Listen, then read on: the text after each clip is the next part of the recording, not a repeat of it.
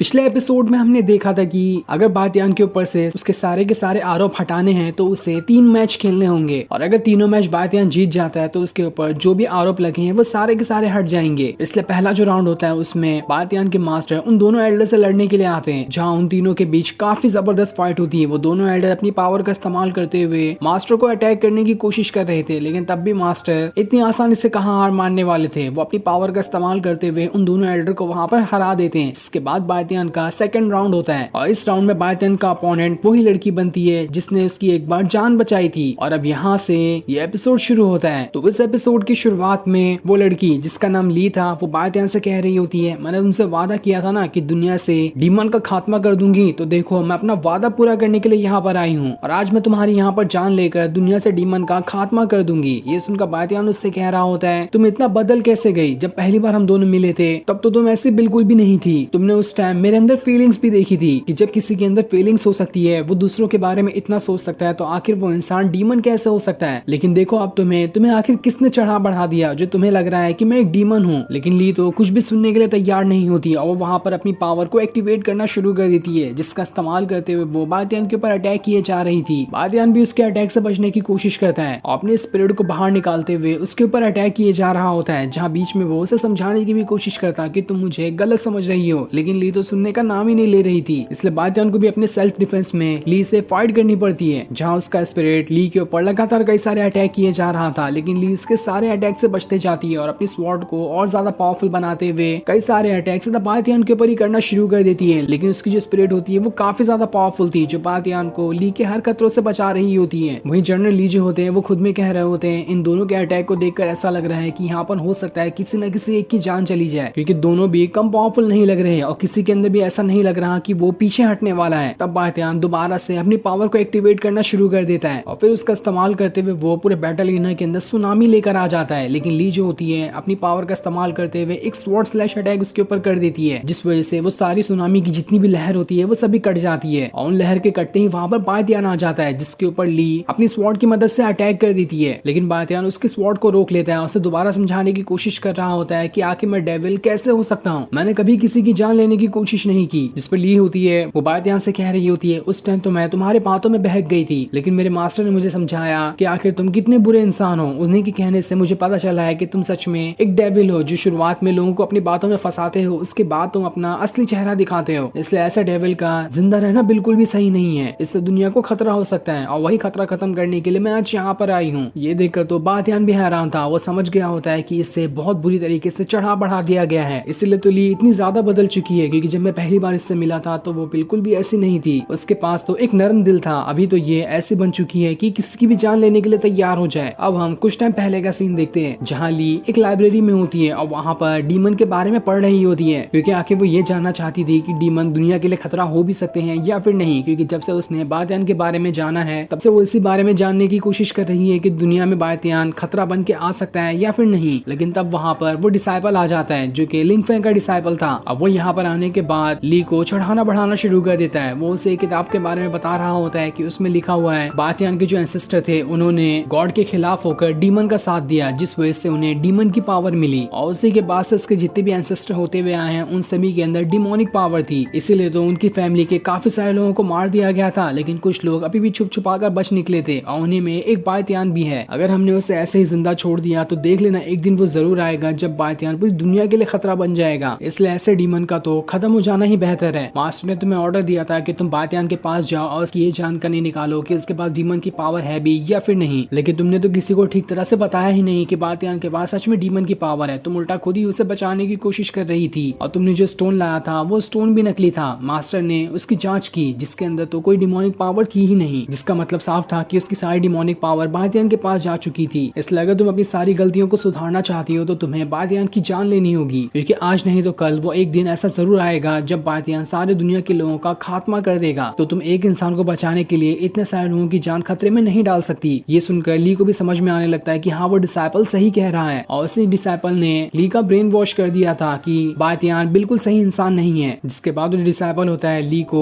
एक martial art technique वाली book देता है, जिसके अंदर काफी खतरनाक टेक्निक लिखी थी और ये सारी टेक्निक बातियान से मुकाबला करने में उसकी मदद करेगी। इसलिए ली उस टेक्निक वाली बुक को अपने पास रख लेती है ताकि उन सारी टेक्निक को सीखकर खुद को एक पावरफुल कल्टीवेटर बना सके, जिसके बाद वो बायतियान से फाइट करते हुए उसकी जान ले लेगी। अब हम वापस से प्रेजेंट टाइम का सीन देखते हैं, जहाँ पर ली और बायतियान दोनों बैटल एरिना के अंदर खड़े हुए थे, जहाँ ली अपनी पावर का इस्तेमाल करते हुए वहां पर अपनी स्वॉर्ड टेक्निक को एक्टिवेट करना शुरू कर देती है, जिसके बाद उसके पास एक स्वॉर्ड फॉर्मेशन बनकर तैयार हो जाता है और वो उस फॉर्मेशन का इस्तेमाल बायतियान के ऊपर करने वाली होती है ताकि वो यहाँ पर उसकी जान ले सके। ये देखकर बायतियान भी अपनी वहां पर स्वॉर्ड फॉर्मेशन को एक्टिवेट करना शुरू कर देता है और जैसे वो वहां पर अपनी निर्वाणा स्वॉर्ड को समन करता है, उसके पीछे एक बहुत बड़ा फॉर्मेशन तैयार हो जाता है जो कि ली के फॉर्मेशन जैसा ही दिखाई दे रहा था और वो दोनों अपने फॉर्मेशन की पावर को एक्टिवेट करना शुरू कर देते हैं, जिसके बाद वो दोनों अपने अपने फॉर्मेशन को लेकर आगे बढ़ने लगते हैं और जैसे दोनों का फॉर्मेशन आपस में टकराता है वहां पर बहुत जोर का धमाका होता है, जिस वजह से तो पूरा का पूरा बैटल ही नहीं हिल चुका था। लेकिन तब भी इससे इन दोनों को कुछ भी नहीं हुआ होता है, उल्टा यहाँ पर ली की हालत थोड़ी खराब हो रही थी। ये देखकर बायतियान उससे कहता है, तुम तो मुझे ये भी साबित नहीं करवा पा रही हो कि मैं सच में एक डेविल हूँ और तुम ना ही मेरी जान ले पा रही हो, इसलिए बेहतर यही होगा कि तुम जाओ और थोड़ा आराम कर लो, वरना इससे तुम्हारी जान को भी खतरा हो सकता है। लेकिन ली तो सुनने के लिए तैयार ही नहीं थी और वो वहां पर अपना सबसे खतरनाक टेक्निक को एक्टिवेट करना शुरू कर देती है, जो टेक्निक उसकी सोल पावर से बना होगा और जैसे वो उसे एक्टिवेट करती है चारों तरफ बिल्कुल तूफान आने लगता है और उसके पीछे एक भयंकर फॉर्मेशन तैयार हो चुका था। ये देखकर जो ज़ेंतियान होता है बायतियान से कह रहा होता है, तुम्हें ली के इस टेक्निक को एक्टिवेट करने से पहले ही इसे रोकना होगा, क्योंकि ये टेक्निक उसकी सोल पावर से बनी हुई है और इससे वो हो सकता है तुम्हारी जान तो लेगी ही, साथ ही साथ इससे उसकी भी जान जा सकती है और इस टेक्निक को एक बार एक्टिवेट कर दिया गया तो इसे रोकना बिल्कुल नामुमकिन है, ये रोका जा ही नहीं सकता। इसलिए बायतियान जल्दी से ली के पास आता है और उसे इस टेक्निक को एक्टिवेट करने से रोकने की कोशिश कर रहा होता है, लेकिन वो तो उसके करीब तक नहीं जा पा रहा था क्योंकि उसके फॉर्मेशन से इतना भयंकर ऑरा बाहर निकल कर आ रहा होता है। जिसके बाद ली जो होती है अपनी स्वॉर्ड फॉर्मेशन को दोबारा से एक्टिवेट करना शुरू कर देती है, जिस वजह से उसके पूरे बैटल एरिना में एक के बाद एक स्वॉर्ड जो होती है डुप्लीकेट होते जा रही थी और ऐसे ही करते हुए जहां उसके पास थोड़ी सी स्वॉर्ड थी, अब देखते ही देखते वहां पर लाखों स्वॉर्ड आ गई होती है जो कि पूरे के पूरे बैटल एरिना पे बारिश की बूंदों की तरह छा गई होती है। ये देखकर तो सारे लोग हैरान थे कि आखिर ये किस तरह की टेक्निक है, ऐसी टेक्निक तो हमने आज तक कभी नहीं देखी। वहीं जो जनरल ली होते हैं वो ये टेक्निक देख के हैरान थे कि आखिर ये भी किस तरह की टेक्निक है, हो सकता है इस टेक्निक को बायतियान ठीक तरह से रोक ना पाए, लेकिन मैं नहीं चाहता कि बायतियान की इस तरह से जान चली जाए। तो वही लिंगफेंग जो होता है बायतियान से कह रहा होता है, दिखा दो अपनी डीमन की पावर और इन सारे के सारे स्वॉर्ड फॉर्मेशन को खत्म कर दो, जिसके बाद सारे लोगों के सामने साबित हो ही जाएगा कि तुम एक डीमन हो। लेकिन बायतियान ने तो खुद को काफी अच्छे से कंट्रोल किया होता है, वो अपनी खुद की नॉर्मल पावर का इस्तेमाल करते हुए ली को रोकने की कोशिश कर रहा था, लेकिन तब ली उस फॉर्मेशन को एक्टिवेट कर देती है और जैसे वो एक्टिवेट होता है वो भी आसमान से जमीन पे आकर गिरने वाली होती है, जिसके ऊपर ही कई सारी स्वॉर्ड आकर गिरने वाली थी। लेकिन जैसे उसके ऊपर स्वॉर्ड गिरने वाली होती है बायतियान भी उसकी तरफ भाग रहा होता है ताकि उसकी जान बचा सके। ये देखकर सभी को ऐसा लग रहा था कि शायद यहाँ पर ली और बायतियान दोनों के दोनों खत्म हो चुके हैं, लेकिन जब धुआं हटता है वहां से तब हम देख पाते हैं कि बायतियान ली के ऊपर खड़ा है और जितनी भी स्वॉर्ड उसके ऊपर गिरने वाली थी सभी को बायतियान ने अपनी पीठ के ऊपर बचा लिया था, जिस वजह से उसकी पीठ एकदम ज्यादा घायल हो गई होती है, लेकिन ली को एक खरोच तक नहीं आई थी। ये देखकर तो ली भी एकदम ज्यादा हैरान थी कि बायतियान ने तो अपनी जान पर खेलकर उसकी यहाँ पर जान बचा ली। जिसके बाद बायतियान अपनी स्पिरिट को बाहर निकालते हुए उन सारी की सारी स्वॉर्ड को रोकने की कोशिश कर रहा होता है, क्योंकि वो स्वॉर्ड तो रुकने का नाम ही नहीं ले रही थी, क्योंकि वो एक दो नहीं बल्कि 10,000 होती है। ली उससे कह रही होती है, आखिर तुम मुझे बचाने की कोशिश क्यों कर रहे हो, मैं तुम्हारी दुश्मन हूँ, मुझसे फाइट करो और मुझे मर जाने दो। लेकिन बायतियान तो कुछ भी सुनने के लिए तैयार नहीं था, वो अपनी पावर का इस्तेमाल करते हुए खुद के साथ साथ ली को भी बचाने की कोशिश कर रहा होता है। लेकिन अब देखते ही देखते उसकी वहां पर स्पिरिट की पावर भी खत्म होने वाली थी और जैसे स्पिरिट की पावर खत्म होती है वहां पर सारी स्वॉर्ड गायब हो जाती है। लेकिन तब भी बायतियान दोबारा से जैसे ही स्वॉर्ड ली के ऊपर गिरने वाली थी वो उसे अपने नीचे रख लेता है और खुद ऊपर आ जाता है, जहां वो ज़ेंतियान की थोड़ी सी पावर का इस्तेमाल करते हुए दोबारा से स्वॉर्ड को रोकने की कोशिश कर रहा था। लेकिन ज़ेंतियान की पावर भी अब यहाँ पर कमजोर पड़ने लगती है, जिस वजह से बायतियान को काफी ज्यादा चोटें आ रही थी, लेकिन तब भी वो हिम्मत नहीं हारता और यहाँ पर वो ली को बचा लेता है। ये देखकर ली को भी समझ में आने लगता है कि बायतियान भले से कुछ भी क्यों ना हो, वो किसी की भी जान कभी नहीं ले सकता, बल्कि बचाने के लिए वो अपनी जान लगा देगा। जिसके बाद जनरली सभी से कहते हैं, आज तक तो आपने यही सुना था ना कि डीमन दूसरों की जान लेते हैं, लेकिन आज तक कभी आपने ऐसा देखा है कि डीमन ही दूसरों की जान बचाने के लिए अपनी जान दांव पर लगा दे? बायतियान ने आज साबित कर दिया कि वो कभी भी किसी की जान नहीं ले सकता। जिसके बाद ली जो होती है वो बायतियान को एक स्पिरिट वाटर दे देती है ताकि उसका इस्तेमाल करते हुए वो यहाँ पर अपनी जितनी भी चोटें हैं उसे ठीक कर सके और वो अपनी हार मानते हुए यहाँ से चली जाती है। ये देखकर तो आसपास खड़े सारे लोग हैरान थे कि बायतियान सच में एक महान इंसान है। जब वो दूसरों की जान बचाने के लिए इतना कुछ कर सकता है तो वो किसी की जान कैसे ले सकता है? इसलिए वो सभी वहाँ पर बायतियान की जय जयकार करना शुरू कर देते हैं। जिसके बाद बायतियान वहाँ पर लिंगफेंग से चैलेंज करता है कि मैं अपना आखिरी राउंड तुमसे लड़ना चाहता हूँ, अगर तुम्हारे अंदर हिम्मत है तो आओ और मुझसे फाइट करके दिखाओ। लेकिन तभी वहाँ पर उसका डिसाइपल आ जाता है जो बायतियान से कहता है, मेरे मास्टर से लड़ने से पहले तुम्हें मुझसे लड़ना पड़ेगा, मैं तुमसे फाइट करने के लिए तैयार हूँ। और फिर सीन दिखाते ही